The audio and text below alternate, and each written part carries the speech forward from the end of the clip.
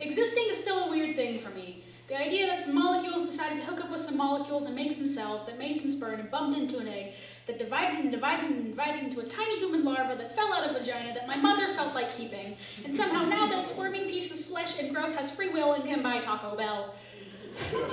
Not that I have money.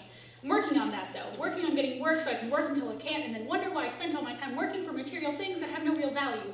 Besides taking up the space where love should have been in my family because I married someone I could only sometimes stand and had kids I was mostly disappointed in. And maybe we would die old and wrinkly and leave a nice life insurance account for the kids to live with, but because that's all it was ever about. Dying as slowly as possible so our kids could have more money, so I could get a better paying job and work until I can't. I don't want kids is the thing. It seems so inevitable because it seems to happen to everyone, like graying hair or bouts of alcoholism or taxes. I don't like the idea of some dude's sperm in my uterus that will bump into an egg and divide and divide and divide into a tiny human larva parasite thing that I'll probably love wholeheartedly, despite the ease by which I could find another one that already knows how to wipe its own ass.